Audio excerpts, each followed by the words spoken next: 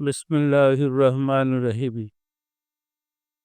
নাহমাদুহু ওয়া নুসাল্লি আলা রাসূলিল কারীম। সম্মানিত আশিক রাসূলেরা, আপনারা আমার সালাম গ্রহণ করুন। আসসালামু আলাইকুম ওয়া রাহমাতুল্লাহি ওয়া বারাকাতুহু। সম্মানিত আশিক রাসূলেরা, আরাফাতের মাঠে হজের অনুষ্ঠান উদযাপিত হবে। বিশ্বের মুসলমানেরা এই হজের অনুষ্ঠান উদযাপন করার জন্যে বিভিন্ন দেশ থেকে পর্যায়ক্রমে গিয়ে জমায়েত হচ্ছে। ইসলামের বিধান মোতাবেক ৯ জিলহজ হজ। সুতরাং আগামী ৯ জিলহজ আরাফাতের ময়দানে সারা বিশ্বের মুসলমানরা, ধনী সম্প্রদায় যাদের উপরে হজ ফরজ, তারা জমায়েত হবে এবং হজে গিয়ে অনুষ্ঠান উদযাপন করবে।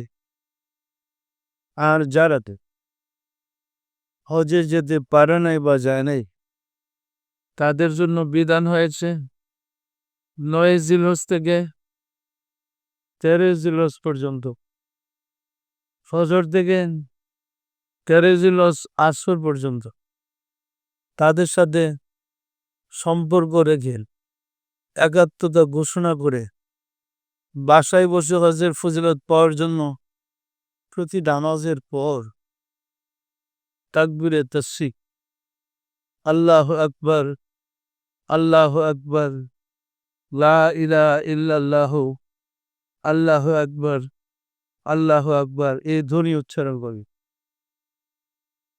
এবং ইহা পালন করা ওয়াজিব।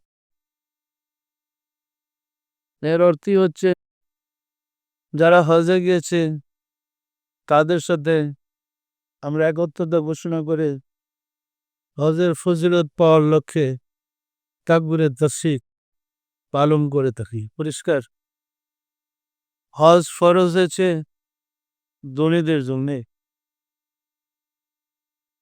সম্মানিত আশিক রাসূলেরা, রাসূল সাল্লাল্লাহু আলাইহি ওয়াসাল্লাম তার জীবনে একবার হজ করেছেন। কয়বার? রাসূল কয়বার হজ করেছেন? আমরা আজকাল দেখতে পাই অসংখ্যবার হজ করতেছে। তার মানে অধিক ফজিলতের আশায়। বারবার হজ করে তো ভালো, কিন্তু হজের অর্থ না বুঝে হজ করলে লাভ কি? হজটা কি? কেন হজ করা হয়? এই বিধানটা কেন দেওয়া হয়েছে? আবি হাজ্জুন শব্দের হলো সংকল্প করা। হযরত রাসূল সাল্লাল্লাহু আলাইহি ওয়াসাল্লাম হুজ্জাতুল বিদায়ের হজে উম্মতে মুহাম্মদী যারা আছেন, আশিকে রাসূল যারা ছিলেন, রাসূলের যত উম্মত আছে সবার প্রতি নির্দেশ ছিল তারা যেন আরাফাতের মাঠে ৯ জিলহজ জমায়েত হন। নির্দেশটা ছিল এরকম, যারা আরাফাতের মাঠে পৌঁছার মতো সমর্থ নাই তারা ব্যতীত প্রত্যেকে হজে আসতে হবে। যেমন অন্ধ, তার জন্য না, ল্যাংড়া চলতে পারে না তার জন্য নয়, যারা অসমর্থ বুঝতে পারে না, শয্যাগত, তার জন্য হজ ফরজ ছিল না। বিধানটা প্রত্যেক উম্মতি মুহাম্মাদি যেন হজের মাঠে আসেন, যারা অচল, বিমারি, তারা ব্যতীত। কারণ তখন বহির্বিশ্বের লোক আর ২ লাখ টাকা খরচ করে হজে যাওয়া লাগতো না। মুসলমানদের এরিয়া ছিল ছোট, সবার পক্ষে আসা সম্ভব ছিল। আজকের দিন দিয়া ওই যুগের দিন বিলাইতে গেলেই বেসলে যাবে। পরিষ্কার না? পরিষ্কার না। সুতরাং রাসূলের ইচ্ছা ছিল সমস্ত উম্মত আমি কত যেন ইসলাম গ্রহণ করে পেরেছি আশিকি রাসূল বানাইতে পেরেছি, আমি তাদেরকে প্রাণ ভরে দেব এবং তাদেরকে সামনে রেখে উনি জীবনের শেষবারের মতো কিছু নসিহত করবেন, যাকে বিদায় হজের বাণী বলা হয়। এই বাণীতে তিনি প্রমাণ করেছিলেন, বলেছিলেন তার অনুসারীরা কিভাবে দুনিয়াতে চলবে, কর্মকাণ্ড কেমন হব, বিস্তারিত হজের বাণীতে আলোচনা করেছিলেন। আলোচনা শেষে বলেছিলেন, আমি কি আমার দায়িত্ব পরিপূর্ণ করতে সক্ষম হয়েছি? সমস্ত সাহাবারা বলেছিলেন, ইয়া রাসূলুল্লাহ, আপনি আপনার দায়িত্ব পূর্ণ করতে করেছেন। আল্লাহ রাসূল বলেছিলেন, আল্লাহ তুমি সাক্ষী থাকো। উম্মতে মুহাম্মদীরা কি বলছে শোনো, সাক্ষী থাক। এই ছিল রাসূলের জীবনের বড় অনুষ্ঠানের মধ্যে সবচেয়ে বড় অনুষ্ঠান, শেষ অনুষ্ঠান। এরপরে উনি আর আনুষ্ঠানিকভাবে উম্মতের সামনে একত্রিত হন নাই। সম্মানিত আশিকি রাসূলেরা উম্মতে মুহাম্মাদের জন্য বিদায় হজের বাণীতে সুন্দর পরিপূর্ণ নিদর্শন দিয়ে তিনি তার সফর বুঝাইতে চেষ্টা করেছিলেন। পরিষ্কার না, তার জীবনের কর্ম সমাপ্ত করে বিদায়ের যাত্রা করেছিলেন।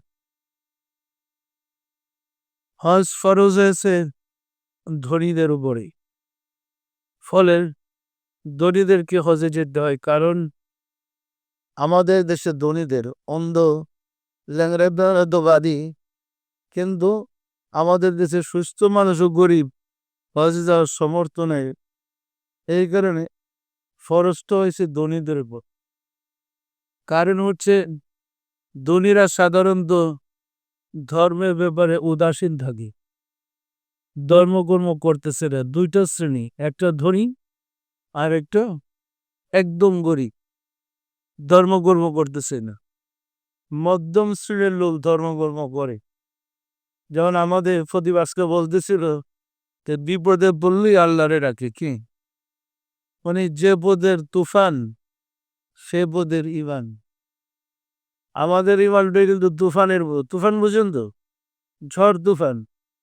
যখন তুফান শুরু হয়ে যায় সবাই আল্লাহরে ডাকতে থাকে, আজান দিতে থাকে, দেয় না আমাদের টিভি যন্ত্রগুলা বেজে ওঠে, এ দেশ অলি আল্লাহদের দেশ, 10 নম্বর সিগন্যাল তো, বাংলাদেশ অলি আল্লাহদের দেশ, গান শুরু হয়ে গেল, যন্ত্রপাতি বন্ধ, কি আল্লাহর নাম জিকির শুরু হয়ে গেল, হয় না?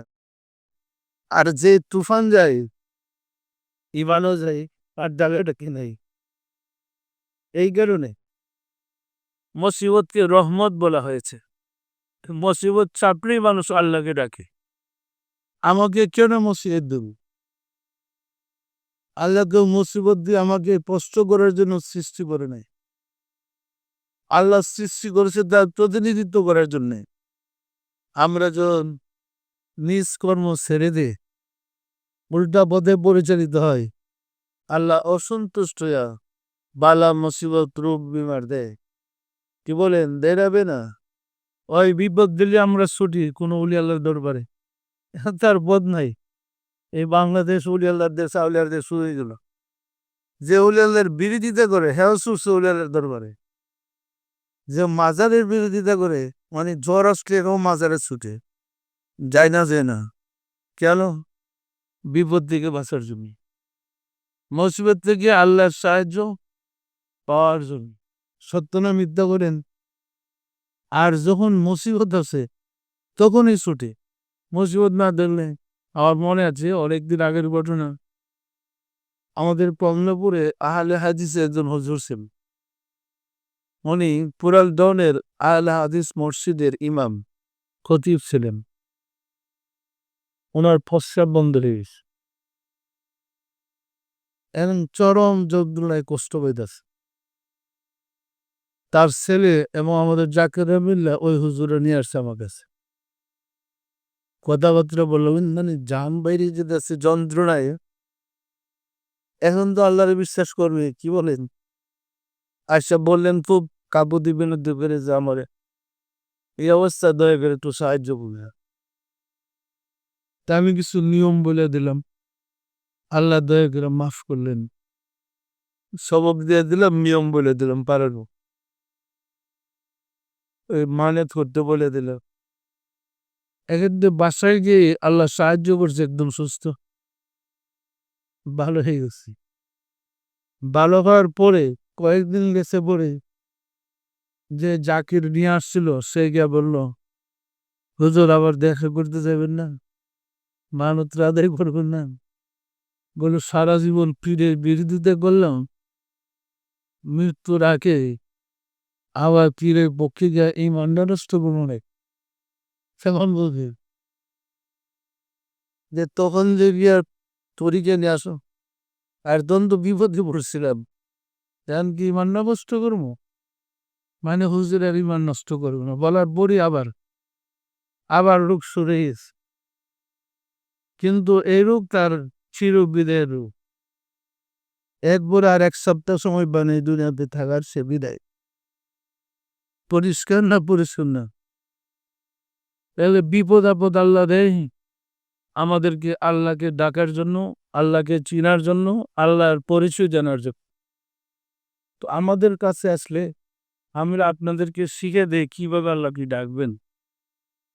সেই মোতাবেক যখন আপনি ডাকেন, আল্লাহর অপার দেয়, আপনার বিপদ দূর হয়ে যায়। হয় না? হয় না? সুতরাং আমরা যদি আল্লাহকে স্মরণ করি, আল্লাহর জিকির করি, তিনি তো আমাদের বিপদ দূর করে দিবেন। বিশ্বাস হয়? হচ্ছে তো দূর, কিন্তু আল্লাহকে না ডাকলেও কি দূর করবেন? সুতরাং আমরা চেষ্টা করছি সর্ব অবস্থায় যাব কালবে জিকির জারি করে আল্লাহ সাহায্য পেতে পারি। কালবে যদি জিকির জারি হয়, সবসময় আপনি আল্লাহর জিকিরে হালাতে পেলেন, তার বিপদরা কি, মুসিবতরা কি? যদি ঠিক মতো যদি আমল করেন, আল্লাহ পাকের অপার দেয়, বিপদ দূর হয়ে যাবে। যে কথা বলতে চেয়েছিলাম সেটা হচ্ছে ৯ জিলহজ আরফাতের মাঠে জমায়েত হওয়ার বিধান এবং গিয়া বলতো লাব্বাইক আল্লাহুম্মা লাব্বাইক, হে আল্লাহ হাজির। আহ্বান করছেন রাসূল সাল্লাল্লাহু আলাইহি সাল্লাম আরফাতের মাঠে যাওয়ার জন্যে। আর অনুসারী হে আল্লাহ আমরা হাজির। যে আল্লাহর পক্ষ থেকে কি আহ্বান করছেন? রুল কল করলে জবাব তো দিতে হবে। পরিষ্কার না? পরিষ্কার না? এই লাব্বাইক পড়তে পড়তে হাজিরে দিতে হয়, এরপরে তার হজের নিয়ম কানুনগুলা পালন করতে হয়। সম্মানিত আশিক রাসূলের হজের নিয়ম কানুনই হয়েছে কাবা ঘরের চতুর্দিকে তাওয়াফ করা এবং এই দোয়াগুলা বলা, আল্লাহুম্মা লাব্বাইক লাব্বাইক লা শারিকা লাকা লাব্বাইক ইন্নাল হামদা ওয়া নি'মাতা, এইগুলা পড়ে।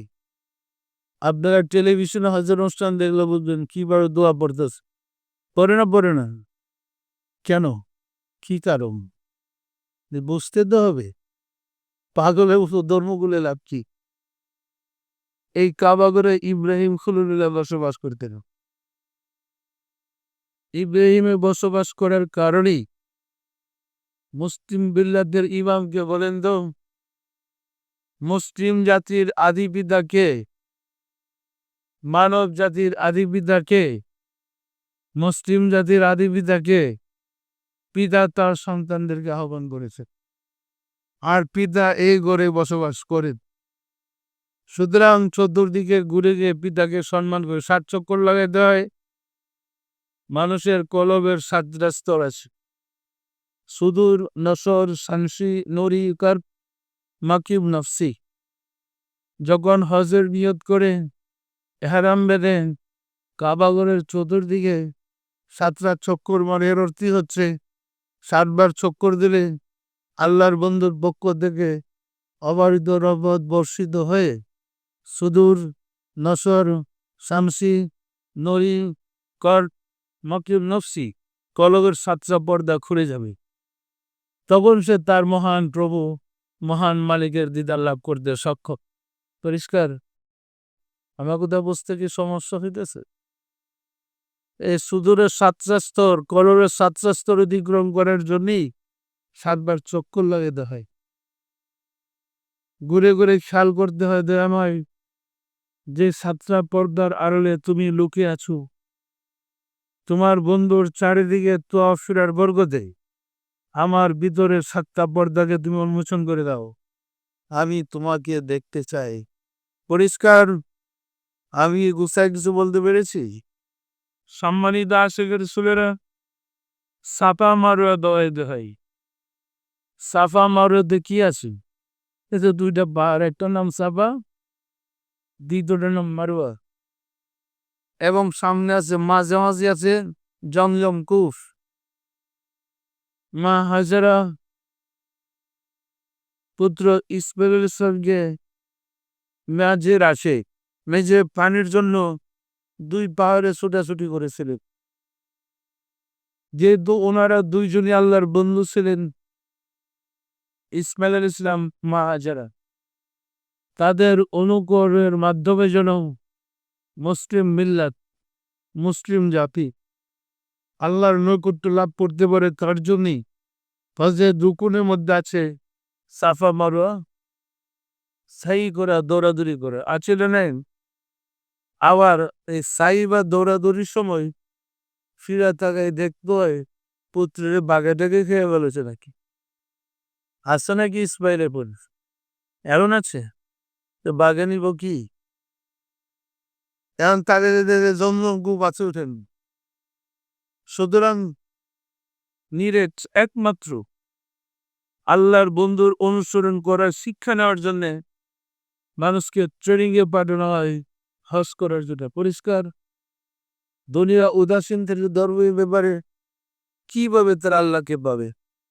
আল্লাহর বন্ধুদের অনুকরণের শিক্ষার জন্যই তাকে হজে পাঠানো হয়েছে এবং সাইর করে দেখাইতেছে, তোয়াফিরা দেখাইতেছে অতীতের মহামানবদের অনুসরণ কিভাবে আমাদের করতে হয়। পরিষ্কার না? পরিষ্কার না? এরপরে যাই কঙ্কর মারার জন্য। মেনে বিয়ার কোরবানির আগে কঙ্কর মারতে হয় শয়তান গিয়া দেখেন বড় শয়তান, মেজ শয়তান, ছোট শয়তান, 3টা শয়তান সিমেন্ট দিয়া এরকম পিলারের মতো 3টা খুঁটি বানানো আছে। এটা কোন 3টা শয়তান? একটা বড় শয়তান, একটা মেজ শয়তান, একটা ছোট শয়তান। সমানে এই শয়তান নিয়ে কাঙ্কর মারতেছে। এই শয়তানকে কাঙ্কর মারিয়া অনেকে জিহাদের ঠেলায় একদম জুতা ফিক্কা লাগায়। কি করে না? করে না? সিমেন্ট দিয়ে কি শয়তান বানানো যায়? শয়তান কি সিমেন্ট দিয়ে তৈরি? ওই সময় কেন কাঙ্কর মারে? এর মূল কারণ এই 3টা স্থানে পিতা যখন পুত্রকে নিয়ে কুরবানি করতে রওনা করেছিলেন, শয়তান পুত্রকে ওয়াসওয়াসা দিছেন যে তুমি তোমার পিতার সাথে যেতেছো, তোমার পিতা গলা কাটবে, তোমাকে জবাই করে ফেলবে। তখন সন্তান পিতাকে বলতেন, আব্বা আপনারা কি আমাকে জবাই করবেন? কে বলছে? যে শয়তান বলতেছে। মারো। পিতা পুত্র মিল্লা ওইখানে শয়তানকে কাঙ্কর মারছে। ওই যারাকে চিহ্ন করে আজ 4500 বছর যাবে ওইখানে শয়তানকে পাথর মারতেই আছে, মারতেই আছে। এবং আশ্চর্য, শয়তানকে মারতে গিয়ে নিজেরই মরে গেল। পরিষ্কার না? পরিষ্কার না? কিন্তু আমরা বুঝি না কেন শয়তানকে বাড়ি, ওর তো শয়তান নাই, যে সিমেন্টের বানানো শয়তান। এটা থেকে শিক্ষা নিতে হয় আল্লাহর প্রিয় মহামানব পিতা পুত্র ইব্রাহিম এবং ইসমাইল ইসলাতুসাল্লাম যে শয়তানকে কাঙ্কর মেরেছিলেন, তাদের অনুসরণ অনুকরণের শিক্ষা নিয়ে আমরা যেন আল্লাহর সন্তুষ্টি লাভ করতে পারি। পরিষ্কার?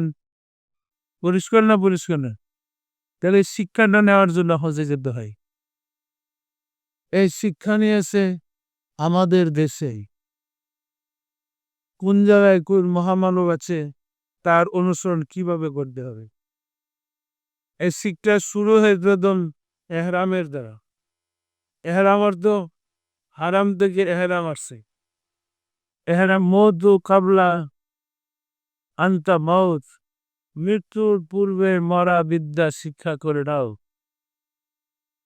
এহরামের সময় এক টুকরা কাফনের কাপড়ের মতো দুই টুকরা কাপড়, এক টুকরা চাদর পরতে হয় সিলি ছাড়া, আর ইউরা চাদর গায়ে দিতে হয় খালি মাথায় খালি পায়ে জ্ঞান তোয়া ফিরতে হয়।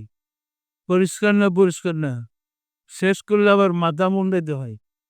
সম্মানিত আশেকের সুরেরা, এহরাম অবস্থায় কোনো প্রাণী বধ করা হারাম।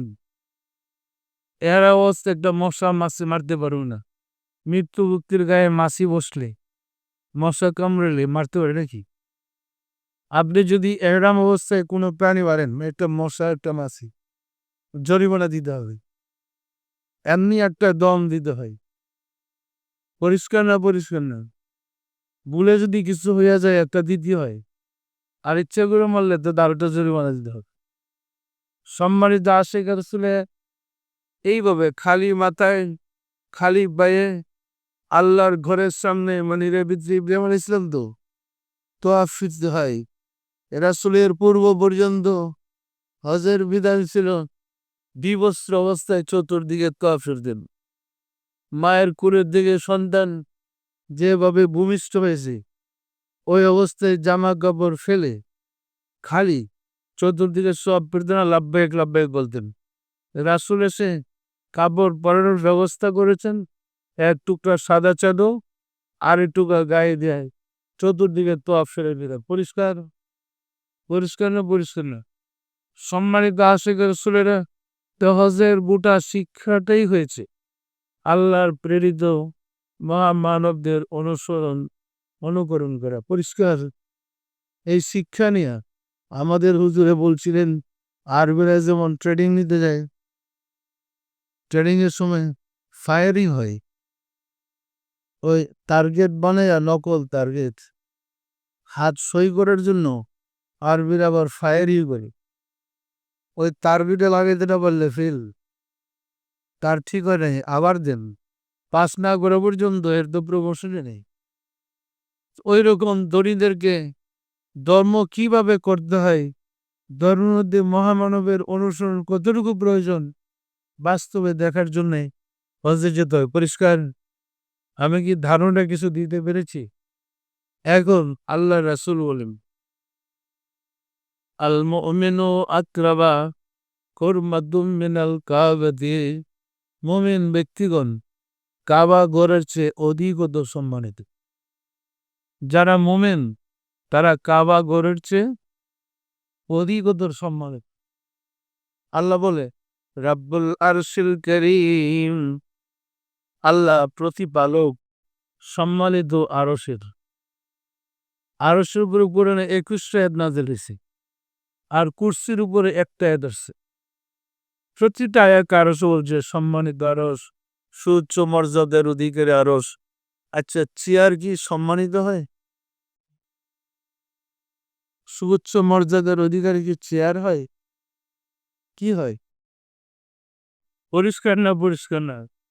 তাহলে আল্লাহর আরশ ছিল প্রথম, ওয়াকানা আরশুল্লাহি আলাল মায়ে, সর্বপ্রথম জগৎ সৃষ্টির আগে আল্লাহর আরশ ছিল পানির উপরে। আদম সৃষ্টি করার পরে আল্লাহর আরশ হইছে আদমের হৃদয়ে।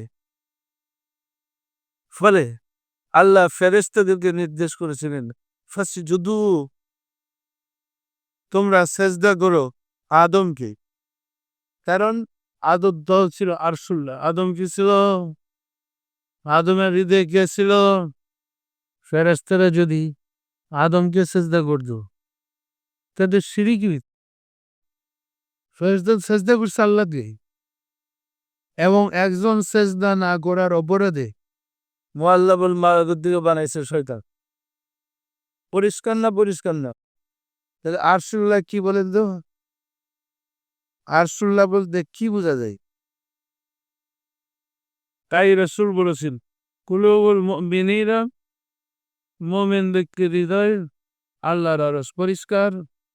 এই কারণেই পবিত্র কোরআনে আল্লাহ বলছে, তোমরা কাবাকে কিবলা করে নামাজে দাঁড়াও আর সেজদার স্থান নির্বাচিত করো মাকামে ইব্রাহিমকে। ইব্রাহিম আলাইহিস সালামের কদম মুবারক সামনে রেখে সেজদা করো, কারণ ইব্রাহিম ছিল আরশুল্লাহ। কোরআন আয়াত হচ্ছে ওয়াত্তাখাযু মিন মাকামি ইব্রাহিমা মুসাল্লা। আমি তোমাদের জন্য সেজদার স্থান নির্বাচিত করেছি মাকামে ইব্রাহিমকে। পরিষ্কার। মাকামে ইব্রাহিমে যারা হয়েছেন কি দেখছেন? ইব্রাহিম আলাইহিস সালাম যে পাথরটাতে বসে কাবাঘর নির্মাণ করেছিলেন, ওনার যে কদম মুবারকের চাপ বা চিহ্ন একটা পাথরের মধ্যে আছে, ওই পাথরটাকে সংরক্ষণ করা হয়েছে মাকামে ইব্রাহিমে। পরিষ্কার। এবং আজও সারা বিশ্বের মুসলিমরা মাকামে ইব্রাহিমে ক্যামেরা করে নামাজে সেজদা করে। আমরা কোথায় সেজদা করি? মারলামে আমরা হুজুর রসিক আর তো খবর আছে নাকি? কাবাঘরে সেজদা করতেছে। কোরআনে আল্লাহ বলছে ওয়াত্তাখাযু মিন মাকামে ইব্রাহিমা মুসাল্লা। আমি তোমাদের সেজদা স্থান মারেছি মাকামে ইব্রাহিম। পরিষ্কার। এরপরে আসাদ পদ্ধতির চুবা খাওয়া আর একটা বিধান।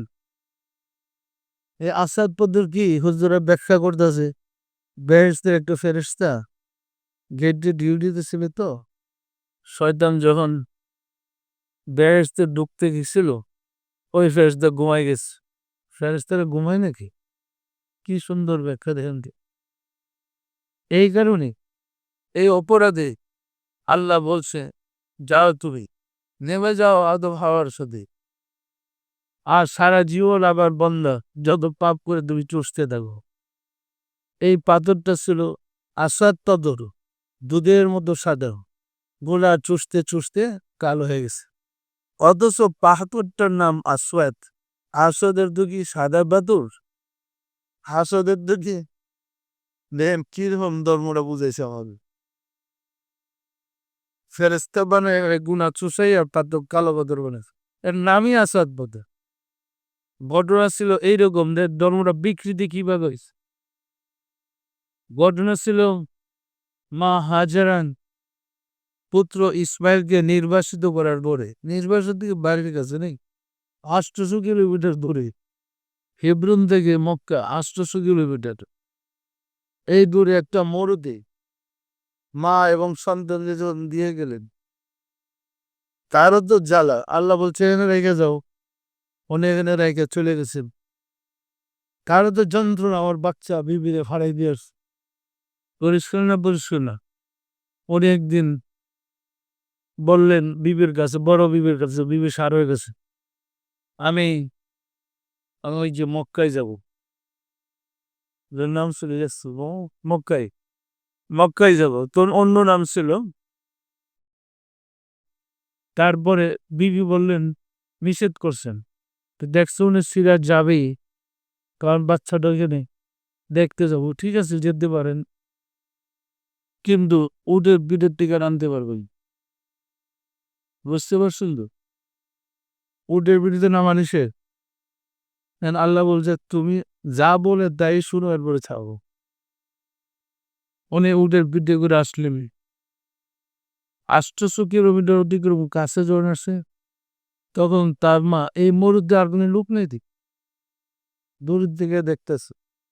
কাছে আসার পরে দেখে চিনে ফেলছে ইব্রাহিম আলাইহিসসালাম উটকে নিয়ে কাছে ওনারা জায়গায় বসত করতেছিল, ওইখানে গিয়ে বসছেন, উটটা বসাইছে। উনি গেছে দৌড়ে স্বামীকে গিয়ে দেখতে বসতে, আমার স্বামী তো। তখন ছেলেটা জিজ্ঞেস করতেছে, মা তুমি যার সাথে কথা বলছো উনি কে? তখন মা বলতেছিলেন, তুমি যার কথা বলো প্রতিদিন আমাকে, জানতেছ তোমার পিতা কোথায়? উনি তোমার সেই পিতা। ছেলে তো লাগতে উঠে পৃথিবীতে বাপের গলা জড়ে ধরে চুমু খেতেছে। এখন বাফও আবেগে আফ্রুত হয়ে কান্দতে শুরু করেছে। ছেলেও কান্দে আনন্দে, বাফও কান্দে আনন্দে। এরপরে অনুরোধ করলেন ছেলে এবং বিবি ওনাকে নামতে। উনি বললেন আমি নামতে পারবো না। তো বুঝতে পারছে বোধহয় কিন্তু আছে। তখন উনি জমজম কূপের পানি ওই ছেলে পায়ের খুরের থেকে যে কূপ বেরিয়েছে, আল্লাহর অলৌকিক মোজাজার পানি, ওই পানের না স্বামীকে পান করতে দিলেন এবং খেজুর আন্না খেতে দিলেন এবং ওই পানি দিয়া কদম মুবারক ধুয়ে দিলেন। মা হাজার তখন বুঝতে পারতেছিলেন উনি নামবেন না, কারণ হয়তো নিষেধ করেছে। তখন ছেলে এবং মা দুইজনে মিলে ওই জন্য একটা বেশ বড় পাথরটা, অনেক বড় না, পরিমাণ সাইজে একটা পাথর দুইজনে ধরাধরি করে উটের কাছে না রাখছে। দেখে বলছেন এই আপনার কদম মুবারক এই পাথরটার উপরে রাখেন। ইব্রাহিম আলাইহিসসালাম উটের পিঠে বসে কদম মুবারক পাথর উপর রাখছে। তিনি জমজম কূপের পানি দিয়ে কদম মুবারক ধুয়ে দিলেন এবং মাথার চুল দিয়ে ওই মুছা দিলেন কদম মুবারক। ইব্রাহিম আলাইহিসসালাম উটের পিঠে বসে দোয়া করলেন। কোরআনে এই দোয়াটা আসছে, আল্লাহ এখানের মানুষের মন তাদের দিকে ঝুঁকিয়ে দাও, এখানে ফল ফুলের ব্যবস্থা করে দাও। কোরআন আয়াত আসছে। পরিষ্কার না? পরিষ্কার না? উনি বিদায় দেওয়ার পরে মা এবং ছেলে পাথরটাকে দরাদুর একটু উঁচু জায়গায় রাখছে, কারণ এই পাথরটা সম্মানিত পাথর। এখানে মুসলিম জাতির আদি পিতা ইব্রাহিম আলাইহিস সালাম কদম মুবারক রাখছেন। ওনার কদম মুবারক স্পর্শে কালো পাথরই ধন্য হয়ে গেল। পরিষ্কার না? পরিষ্কার না? যখন ইব্রাহিমের কথা মনে পড়তো, রাসূলের কথা মনে পড়তো, মাতা এবং ছেলে দুইজনে ছুটাছুটি করে পাথরটা গিয়ে চুমু খাইত। পর্যায়ক্রমে তাদেরই বংশধর আরবে যারা বসবাস করেছে তাদের থেকে শিখতে শিখতে আসাদ পাথরে চুমু খাওয়া শুরু করছে। পরিষ্কার? তাই হযরত উমর বলেছে, হে পাথর, আমি জানি তোমার কোনো ক্ষমতা নেই, তুই মাত্র পাথর। আমি চুমু খেয়েছি এই কারণেই তোমাদের রাসূলের চুমু খেয়েছি। পরিষ্কার না? পরিষ্কার না? তেরে কি বেহেশতের ফেরেশতা? কেন চুমু খাই গেল তো? যে কারণে আমরা মাকামে ইব্রাহিমে সেজদা করি, সেই কারণে পাথরে চুমু খাই। যে কারণে সারা পৃথিবীর মুসলমান মাকামে ইব্রাহিমে লক্ষ্য করে সেজদা করে এবং পাথরে চুমু খায়, সেই কারণেই। পরিষ্কার না? পরিষ্কার না? আমি কি কিছু ধারণা দিতে পেরেছি? সম্মানিত আশিকের রাসূলের, আল্লাহ রাসূল বলেন মুমিন ব্যক্তিগণ কাবা ঘরের চেয়ে অধিকতর সম্মানিত। তাহলে কাবা ঘরের দাম বেশি না মুমিন ব্যক্তির দাম বেশি? সুতরাং আমাদের সাধনা করতে হবে আমরা যেন মুমিন হই, আমরা যেন ঈমানদার হই। মক্কার মর্যাদার সম্মান হয়েছে ওইখানে মুমিনদের পিতা বাবা ইব্রাহিম আলাইহিসসালাম, ইসমাইল আলাইহিসসালাম এবং রাসূল সাল্লাল্লাহু আলাইহি ওয়াসাল্লামের জন্ম। রাসূল সমস্ত পৃথিবীর মুমিনদের কি হয়? পিতার জন্মের কারণে ওই পুণ্যভূমিতে পরিণত হয়েছে। পরিষ্কার? আগে তো ডাকাতির দেশ ছিল, তো বর্বর জাতির দেশ। পিতা সন্তানকে মেয়েদেরকে জীবন্ত কবর দিতে, তো রাসূলের সম্মানে এসে সম্মান হয়েছে। তাই বলে কি আবু জাহেলেরও সম্মান বাড়ছে? আবু লাহাবেরও? বুঝতে পারছো তো, যারা রাসূলকে মানছে। কেন আপনি চরিত্র খারাপ, কয়বার চিন্তায় চিন্তায় টাকা দুই বোম ফাটাইবে, আরবি ভাষা জ্ঞান নাই বেরেছুল। ও কি সুন্দর নাই বেড়েছে, আবু ছিল নাই বেড়েছ, আবু লাহাবও নাই বেড়েছ কি? ওই দেশের ডাকাত ঢুকে সৈয়দ নাই বেড়েছ, আরবি ভাষা জানে, জন্মের পরে আরবি শিখছে। পরিষ্কার না? পরিষ্কার না? নাই বেড়েছিল বিল্লাল কৃতদাস। আবু লাহাবের চেয়ে আবু জাহেলের চেয়ে তার সম্মর্যাদা অনেক বেশি, কারণ সে মুমিন। যিনি মুমিন, যিনি আশিকে রাসূল, তিনি নাইবে রাসূল। পরিষ্কার না? পরিষ্কার নাই? যিনি আশিকে রাসূল নয়, সেও নাইবে রাসূল। সে কোনোদিনই নাইবে রাসূল হতে পারবে না। এই ভুল শিক্ষাই আমাদেরকে ধ্বংস করেছে, বিভ্রান্তিতে পড়েছি। এদের মুখোশ খোলার কারণে আজকে জাতি বুঝতে পারছে যে আসলে আমরা কাদের বিষয়, কাদের অনুসরণ করতে। পরিষ্কার না পরিষ্কার না? সম্মানিত আশিকের রাসূলেরা, বলকের বাচ্চা ইব্রাহিম আদম একবার নিয়ত করেছিলেন হজে যাওয়ার জন্য। তো উনি সিদ্ধান্ত করেছিল আমি পরিশ্রম করে হজে যাবো যাতে বেশি সওয়াব পাওয়া যায়। এক কদম হাঁট দেন ২ রাকাত নামাজ পড়তেন, এক কদম হাঁট দেন ২ রাকাত নামাজ। এইভাবে ১,০১৪ বছর পায়ে হেঁটে হেরেম শরীফে বসছে কাবার জায়গায়। পয়সা দেখে এখানে কাবা ঘর নাই, অনুপস্থিত। হাওমাও করে সেজদে পড়ে কান্দে, শুধু হয় এত কষ্ট করে এসেছিলেন হজ করার নিয়ত করে, কাবাগর জিয়ারতের নিয়ত করে। আমি তো কাবাগর দেখছিলাম, আমার কি হলো? আমার কি অপরাধে কাবাগর সরে গেছে? কান্নাকাটি করার পরে এলহাম হলো, হে আদহাম, তুমি ধৈর্য ধরো। কাবাগর আমার বন্ধু রাবিয়া বসরিকে রিসেপশন করতে চলে গেছে। এ বিশ্বাসী অজ্ঞদের তাস্কিরাতুল আউলিয়াদের ঘটনাটা আছে। তখন উনি অপেক্ষা করলেন, কিছুক্ষণ পরে রাবিও আসছে, কাবাগর আসছে। উনি জিজ্ঞাসা করলেন, হে রাবিয়া, তুমি কি গোলমাল বাজাই দিলে? কি গোলমাল? আমি এত কষ্ট করে হজ করতে আসলাম, কাবাগর তোমার কাছে রিসেপশন করতে, ব্যাপার কি? রাবিয়া বলেন, আপনি তো কাবাগরের জিয়ারত করতে আসছেন, আর আমি নিয়ত করছি কাবার মালিকের জিয়ারতের। সুতরাং কাবার মালিক আমাকে সম্মান দেখানোর জন্য তার ঘর বাড়িয়ে দিছে। পরিষ্কার না পরিষ্কার না? তাইলে রাবিয়ার কাছে কাবাগরের মূল্য বেশি না কাবার মালিকের মূল্য বেশি? হযরত মুজাদ্দিদ আল ফিসানী রাহমাতুল্লাহ আলাইহি তার মাকতুবাত শরীফে লিখেছেন, উনি ১ তারিখে হজে যাওয়ার জন্য মানে মনটা তার বেকুল, আমি হজে যাব। হেদায়েতের কাজ করতেছে বেকুল। মাগরিবের নামাজের পরে যখন তওবার ফাইজের বরাকাবে বসছেন, দেখে সমস্ত জিন এবং ইনসান তাকে কেবলা করে নামাজ পড়তেছে। উনি মোরাকাবা ছেড়ে দিছেন, মনে করছে আমাদের শয়তান বাড়িছে, আবার ইয়াউযু করে বসছে। একই দৃশ্য, সমস্ত জিন ইনসান তাকে কেবলা বলে নামাজ পড়তেছে। এইবার আবার উজু ছেড়ে দেন, তোবা টোবা করে আবার উজু করে আসছেন। তৃতীয়বারও দেখে একই অবস্থা। তখন উনি সাজদায় পড়ে কান্দতে শুরু করছেন, দয়াময় খোদা, আমি কি মুশরিক হয়ে গেলাম? আমি কি দিচ্ছি বলো, সমস্ত জিন ইনসান আমাকে কাবা বানায় সেজদা করতেছে। এলহাম হলো, হে আমার দুষ্ট, হে আমার হাবিব, আপনার আবার বন্ধু, বন্ধু সম্মান করা বন্ধুর কি উচিত নয়? আপনি পেরেশান হয়ে গেছেন হজ করার জন্যে, কাবা জিয়ারতের জন্যে। আমি কাবাকে নির্দেশ করেছি, হে কাবা, তুমি আমার বন্ধুর কদমে চলে যাও। এখন কাবা আপনার সামনে হাজির। যত জিন ইনসান কাবাতি শরীয়ত আল্লাহু আকবার বলছে, আপনি দেখছেন তারা আপনাকে সেজদা করতেছে। মূলত তারা কাবাকে কেবলা করে সেজদা করতেছে। পরিষ্কার না পরিষ্কার না? ঘটনা বিশ্বাস হয়, ঘটনাটা কি?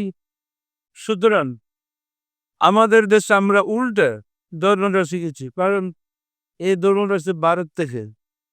এটা মদিনার ইসলাম না। মদিনার ইসলাম ছিল আউলিয়া কিরামদের ইসলাম। আমাদের গ্রামগঞ্জে, হাটে বাজারে, শহরে বন্দরে গিয়ে দেখেন পুরানো মাজার আছে। যেখানে মাজার সেখানে একটা পুরান মসজিদ আছে, আছে না নাই?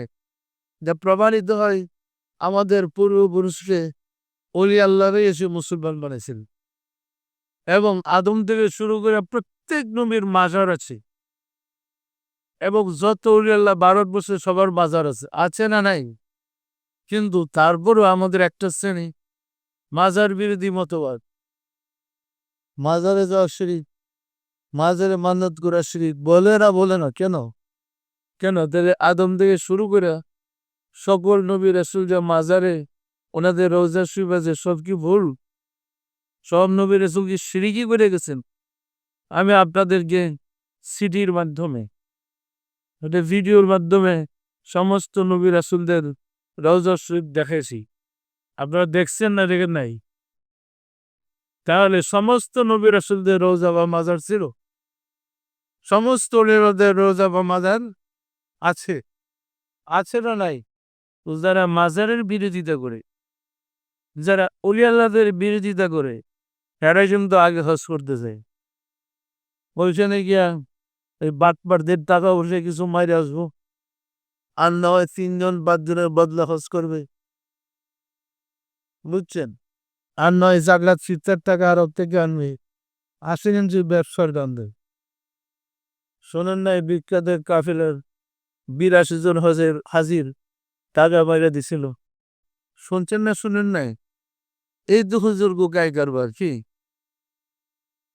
আসলে হজ্জে ওলি আল্লাহদেরকে শ্রদ্ধা করা, আল্লাহদের সম্মান শিক্ষা দেয়, এই শিক্ষাটা আমরা গ্রহণ করছি না। আইসেই বলি ওইখানে গিয়ে মিলাদ দেখলাম না, আমাদের দেশে মিলাদ এলে কোথা থেকে বলে, কিন্তু এখন যারা প্রশাসকেরা কোন দল আমাদের তো খবর নেই কি? এখন শাসকরা কারা আমরা কিন্তু জানি না। ধর্মটা কি শাসকদের না নবী রাসূলদের?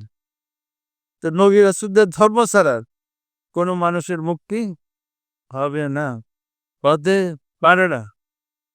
গত পরশুদিন একটা দৃশ্য দেখতেছিলাম যে সিলেটের কোন অঞ্চলে একটা রোজা মাজার, এত সুন্দর ফুল ডুব দিয়ে সাজানো, এর পাশে হিন্দু রাজবাড়িটা কোথাও কোথাও ইয়ারা দেখাই দিচ্ছিল টেলিভিশনে, অনেক দূর গিয়া সিলেট থেকে ওই রাজবাড়ি হরিরামপুরটা কি জানে নামটা, ওইখানে রাজার বাড়ি দেখাইলো যে যেখান থেকে নর বলে দিত ওই জায়গাটা, মাথা লেডিয়া যে কুবে ফেলাইতো ওই জায়গাটা, কিন্তু বাড়ির রাজপ্রসাদের কোনো চিহ্ন নেই।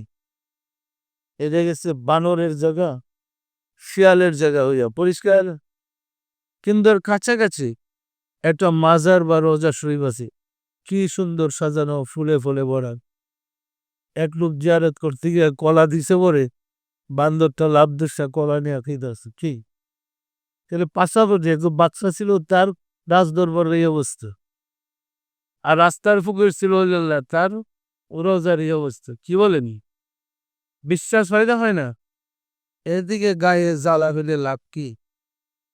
উলিয়াল্লাহ একদম মাজার আছেই, আছে না নাই?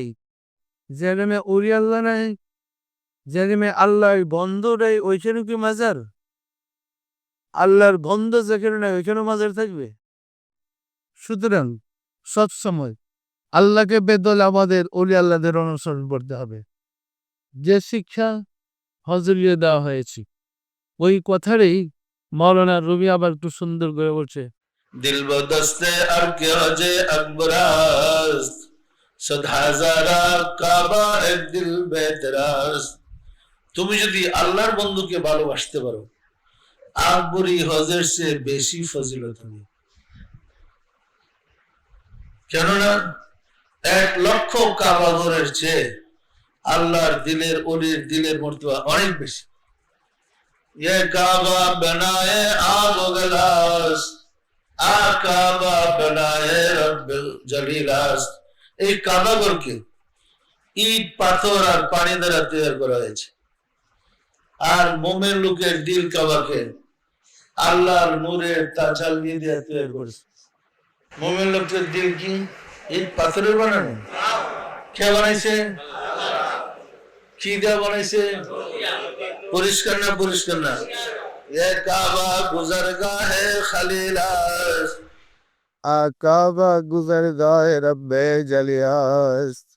এই কাবাঘর হযরত ইব্রাহিম খলিলুল্লাহ বসবাস করতেন, তিনি বানায় এরা তিনি বসবাস করতেন।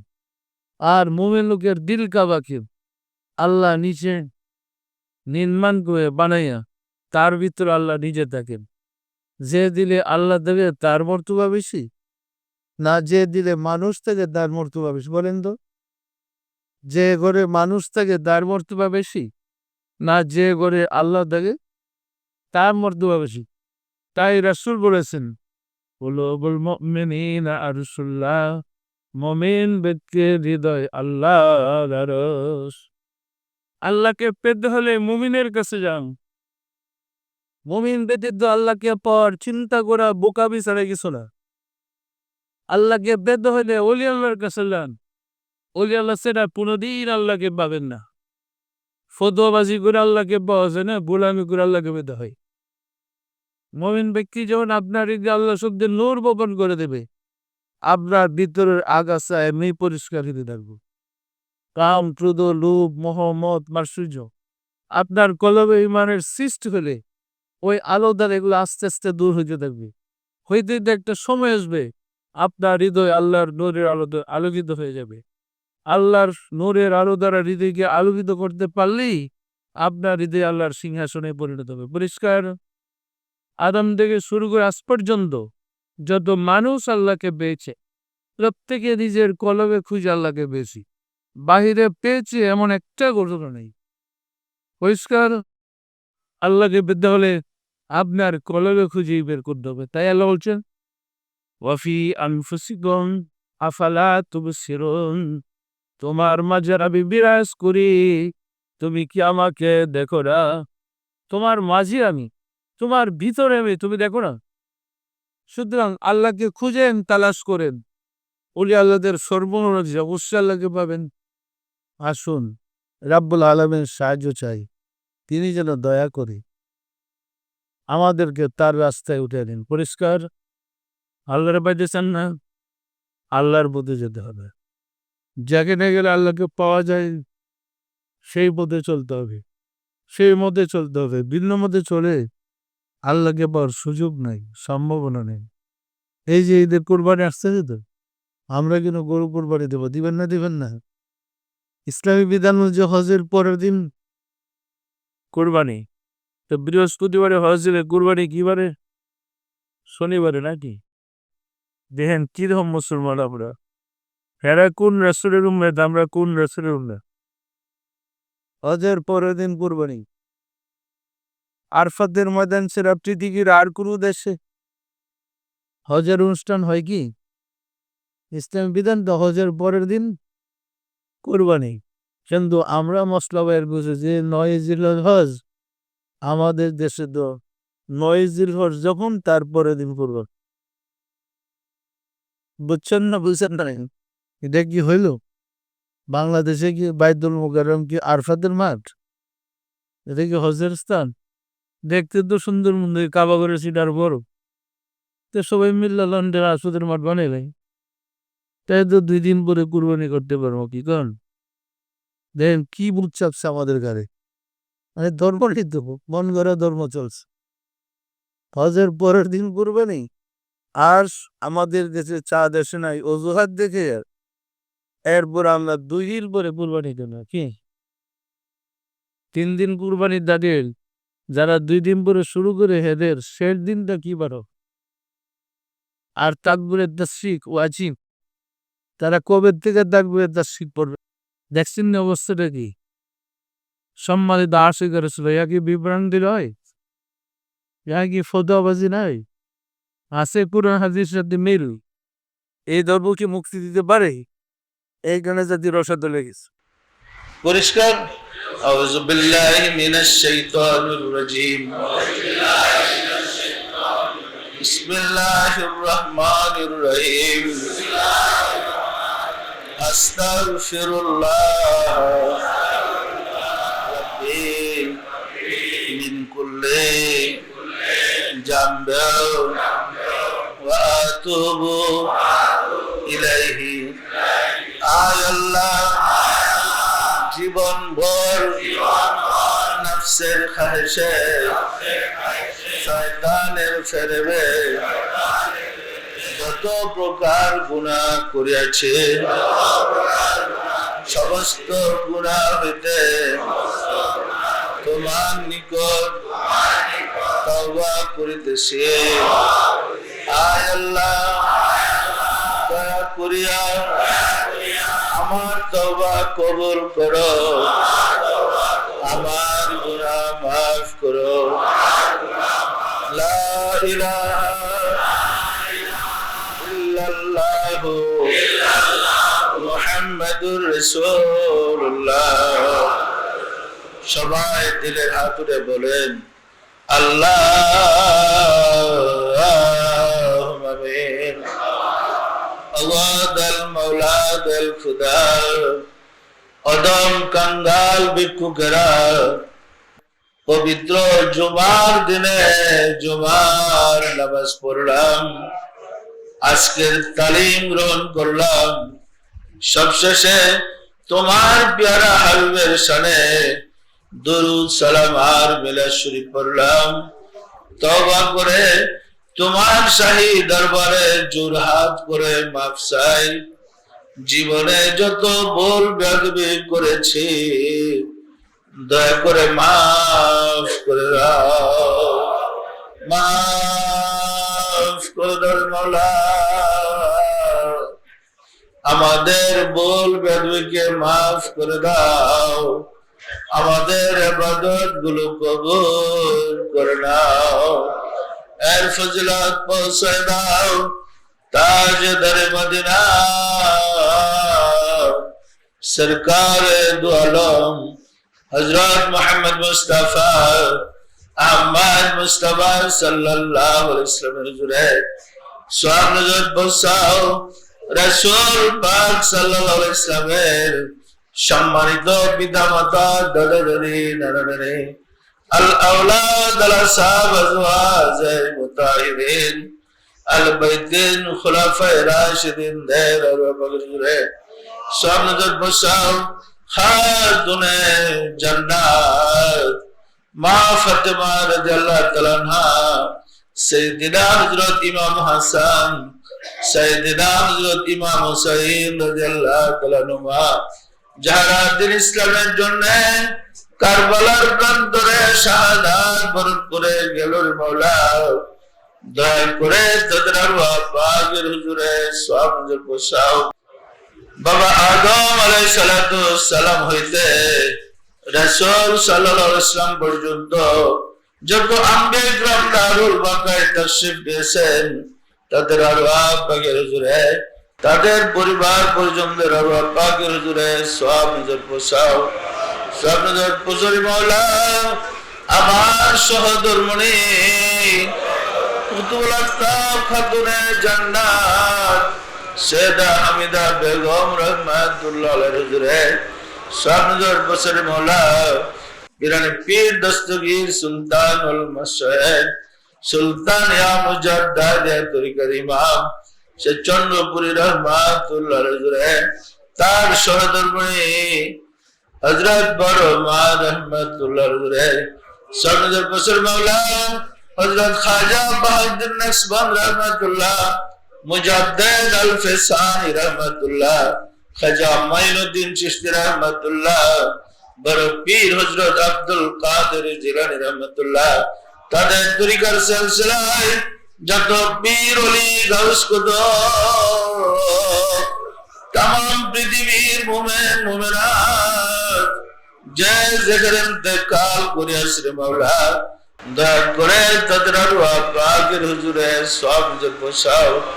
আমরা ভিক্ষুকেরা যারা তোমার শাহী দরবারে হাত উঠাইলাম, আমাদের আপন আপন গর্ভধারিণী মা জননী জন্মদাতা পিতা মহব্বতের স্ত্রী শ্রদ্ধা শ্বশুর শাশুড়ি দাদা দাদি নানা নানি খালু খালা ছেলে মেয়ে খেস একরাবা যে যেখানে ইন্তেকাল করে আসরে মাওলা, দয়া করে তাদের আরওয়াহ পাকের হুজুরে সওয়াব নজর বসাও। আর যারা জগতের বুকে বেঁচে আছে তাদেরকে তোমার রহমতের চাদর দিয়ে ঢেকে রাখো মাওলা গো। আমাদেরকে দয়া করে আমাদের হৃদয়কে তোমার নূরের দ্বারা আলোকিত করে দাও, আমাদেরকে দয়া করে নূরে ঈমান ভিক্ষা দাও, আমাদের চরিত্রকে সুন্দর করে দাও, আমাদেরকে হাকিকতে আশিকে রাসূল করে নাও মাওলা গো।